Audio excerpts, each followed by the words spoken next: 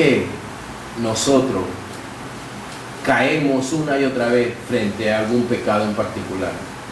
Hay personas que no todos nosotros tenemos un pecado particular que son iguales a los demás. Nosotros tenemos un pecado en particular que nos vence más y otra persona tiene otro problema diferente al que yo tengo. Hay algunos que son rebeldes a toda autoridad, ¿sí? Y cada momento están ahí, ¿cierto? ¿Sí? Hay otros que en lo que le dan la espalda están hablando mal, ¿verdad? ¿Sí? ¿Sí? Como los 4 cristianos esos que estaban hablando.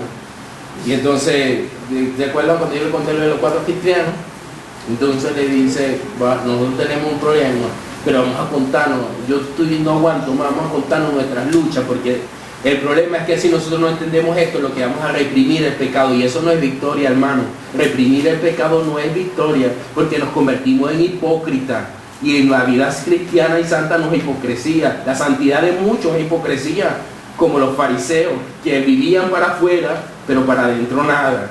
Y entonces estos cristianos estaban viviendo así, y un día vinieron y le dijeron, vamos a contarnos el problema que nosotros tenemos, chicos. Y entonces viene uno y le dice, bueno, ¿sabe el problema mío? El problema mío es que yo, cuando nadie me está viendo, yo me fumo mi cigarro y no aguanto, hermano. Yo estoy en servicio y estoy mal porque quiero mi casa y a fumar. Entonces el otro le dijo, bueno, el problema mío, hermano, es que, mira, yo donde veo una mujer, mis ojos se me van por donde están las mujeres, no puedo dejar de ver a la mujer, tengo esa lucha todavía. Y el otro le dice, bueno, el problema mío, el mío no es ni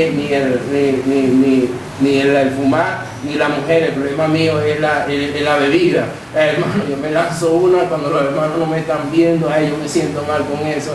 Entonces el último dice, bueno, y el tuyo, y no quería decir hasta que al final dijo, bueno, el problema mío es que yo soy bien chismoso, y ahorita lo voy a decir al pastor.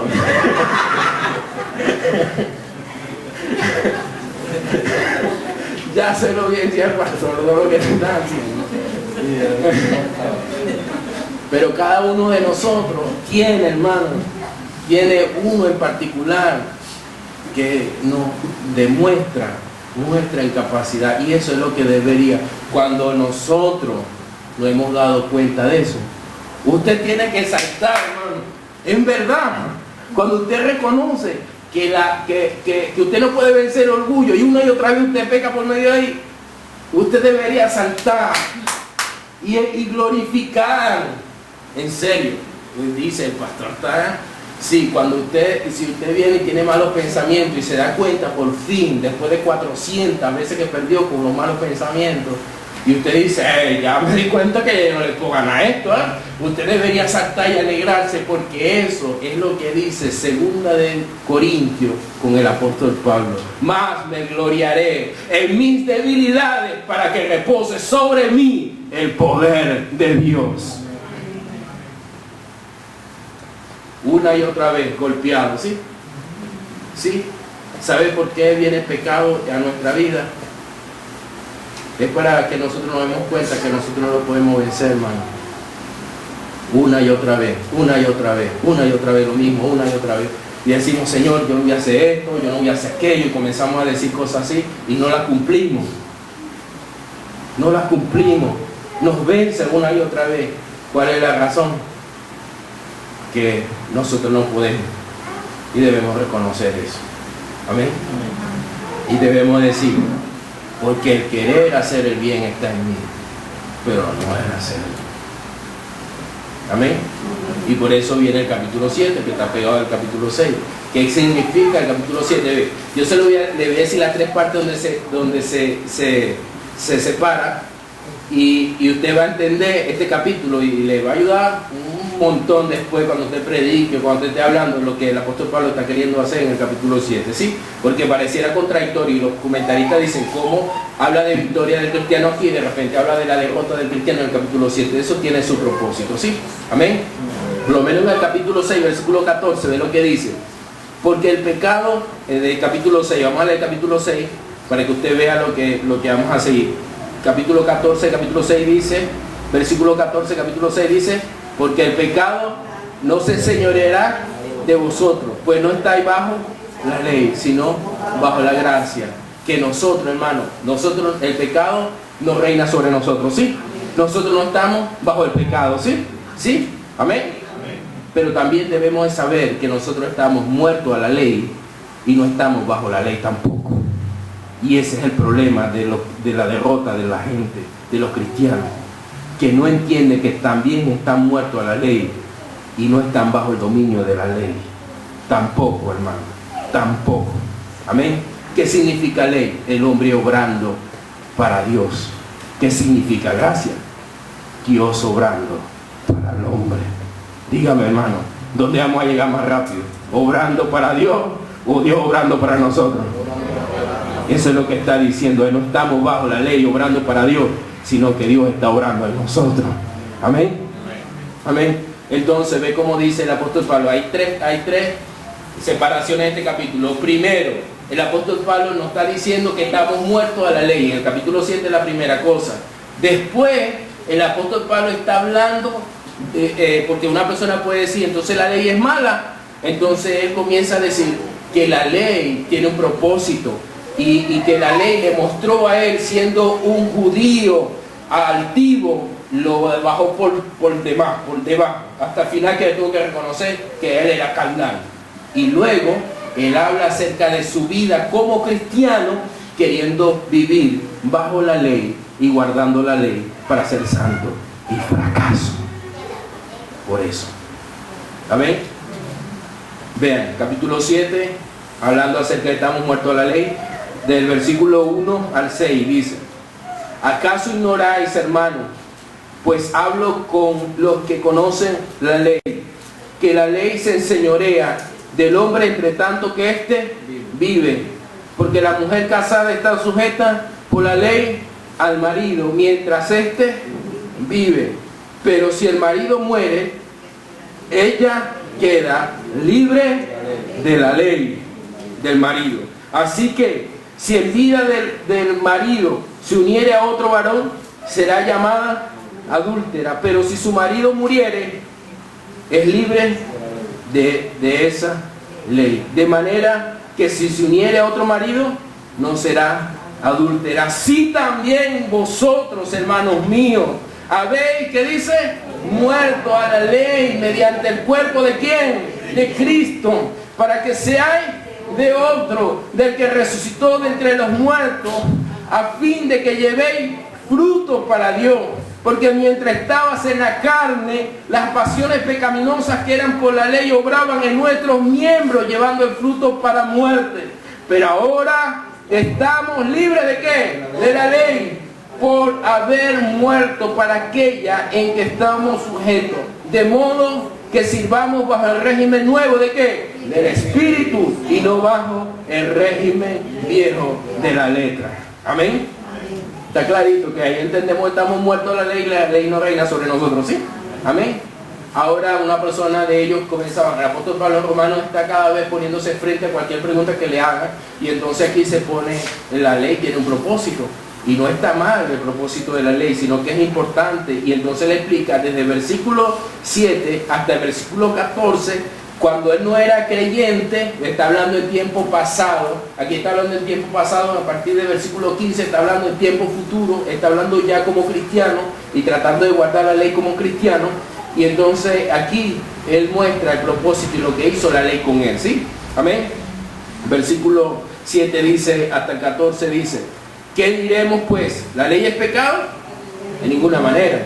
Pero yo no conocía el pecado, sino por la ley. Porque tampoco conociera la codicia, si la ley no dijera, no codiciará. ¿Qué hizo más el pecado? Tomando ocasión por el mandamiento que dice: porque sin la ley el pecado está muerto. Amén. Ve lo que el apóstol Pablo, un fariseo, frente a la ley, orgullosísimo como eran ellos, ¿cierto? ¿Qué pecado él menciona? ¿Cuál ley? La codicia, ¿verdad? Porque la codicia no es externa, la codicia es mental. Y él podía estar engañando a todos, pero no se engañaba a sí mismo, y la ley le mostraba eso a él. Él tenía un conocimiento profundo de la ley, y él se dio cuenta que él era codicioso, que eso que él pensaba que lo iba a llevar a tener la vida eterna, lo mató más bien. Y no porque la ley fuera mala, sino porque el malo era él, y que eso le hacía ver que era imposible que él pudiera ser salvo por las obras de la ley. Eso es lo que él está diciendo aquí. Y sigue, vamos a seguir leyendo, y dice: mas el pecado, tomando ocasión por el mandamiento, produjo en mí codicia, porque sin la ley el pecado está muerto. Yo viví sin la ley, yo sin la ley viví en un tiempo, pero viniendo el mandamiento el pecado revivió y yo morí. Y hallé que el mismo mandamiento que era para vida, a mí me resultó para muerte.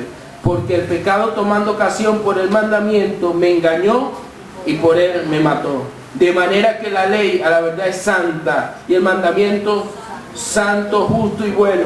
Luego lo que es bueno vino a ser muerte para mí en ninguna manera, sino que el pecado, para mostrarse pecado, produjo en mí la muerte por medio de lo que es bueno, a fin de que por el mandamiento el pecado llegase a ser sobremanera pecaminoso. Y este orgulloso fariseo termina reconociendo al frente de la ley sinceramente, diciendo: porque sabemos que la ley es espiritual y yo soy carnal, vendido al pecado.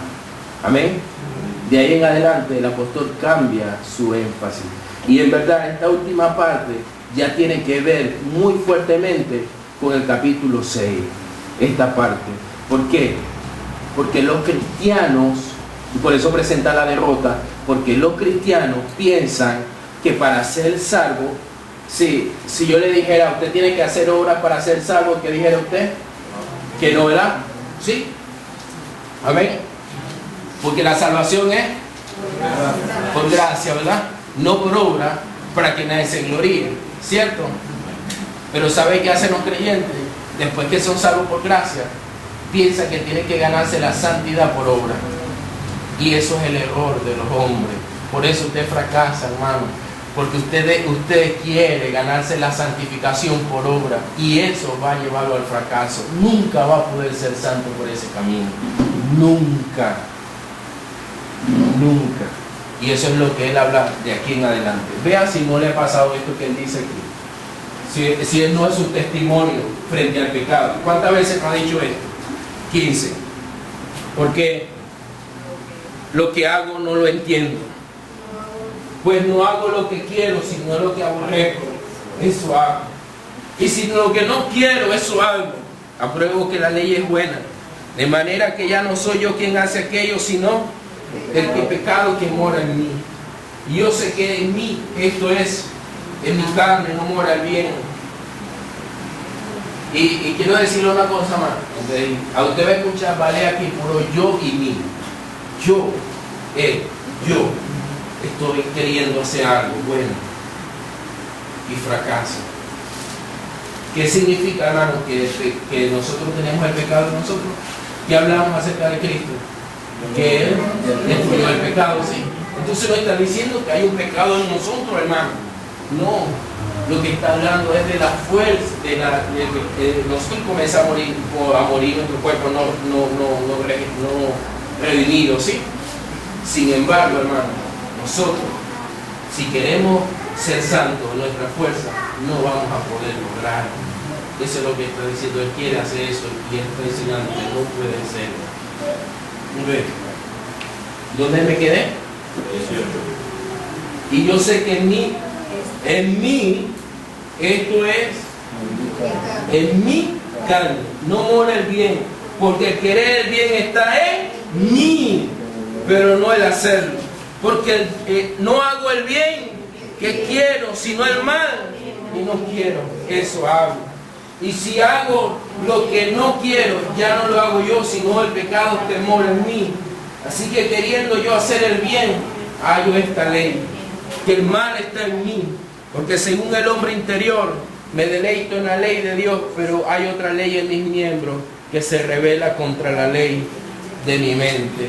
Y me lleva cautivo a la ley del pecado que está en mis miembros. Miserable de mí, ¿quién me librará de este cuerpo de muerte? ¿Qué está diciendo él, hermano? Reconoció al final ¿qué? Que no podía. Miserable de mí, ¿quién me librará de este cuerpo de muerte? Porque nuestro cuerpo comienza a morir. Sí, está muriendo, ¿cierto? Nuestro cuerpo va a ser redimido. ¿Quién fue el que dijo que resucitaría nuestro cuerpo en el día postrero? Fue el Señor, ¿verdad? ¿Sí? Entonces este cuerpo mortal tiene que convertir en uno inmortal, en un corrupto, en uno incorruptible, ¿cierto? Amén. Y él está tratando de hacer eso, pero ve que es creyente, porque él dice, con la mente